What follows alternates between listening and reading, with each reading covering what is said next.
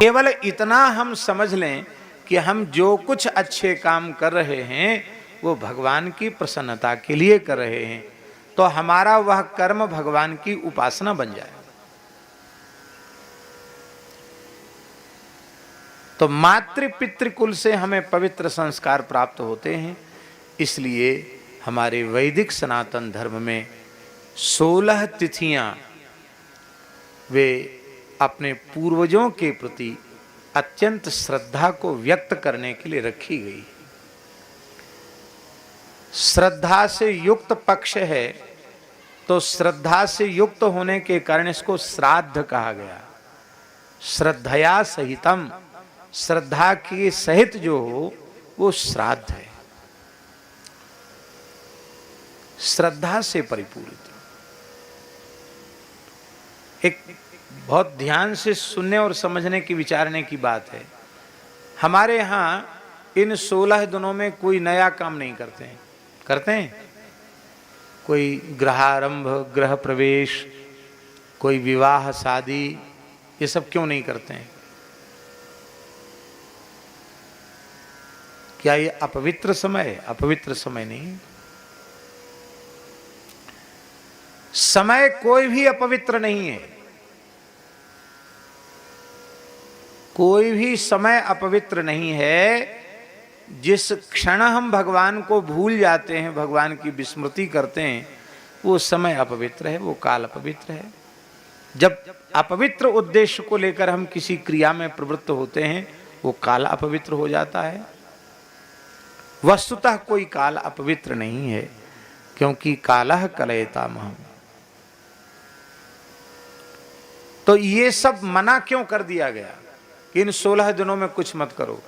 इसका मतलब है कि और काम के लिए कह देंगे, लोग कहेंगे भाई हमारा अमुक काम था, उसमें हम बहुत व्यस्त थे, इसलिए हम अपने पितरों के प्रति श्रद्धा की अभिव्यक्ति नहीं कर सके। तब शास्त्रों ने ये निश्चित कर दिया, भैया ये 16 दिन पूरे पितरों के लिए हैं, इसमें तुम्हारी बहानेबाजी नहीं चलेगी कि हमारा अमुक काम था, अमुक काम था, इसलिए हम व्यस्त हो गए, इसलिए हम नहीं कर सके। देखिए, देव कार्य ऐच्छिक है। ऐच्छिक जानते हैं? ऐच्छिक का मतलब है कि आप करें तो बहुत अच्छी बात है, न करें तो उसका विशेष दोष नहीं है। करें तो अच्छी बात है, करना ही चाहिए, कृतज्ञता है। लेकिन कथनचित छूट जाए, आप नहीं करते हैं, तो उतना अधिक दोष नहीं लगेगा। लेकिन पितृकर्म अत्यंत आवश्यक कर्म है।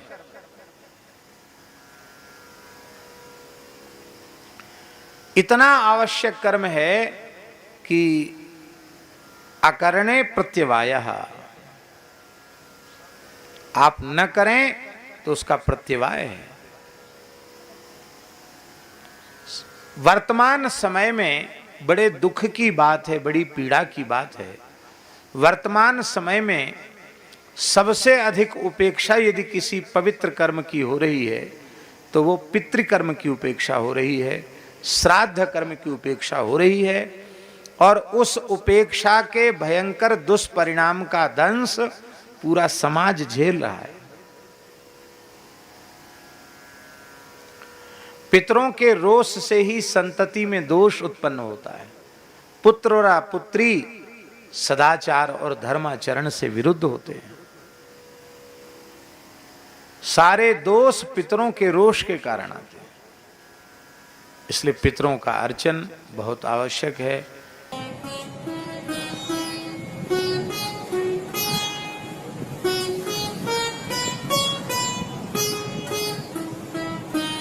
श्री सीताराम प्रतिदिन सत्संग एवं दर्शन के लिए श्री महाराज जी के ऑफिशियल चैनल को जरूर सब्सक्राइब करें।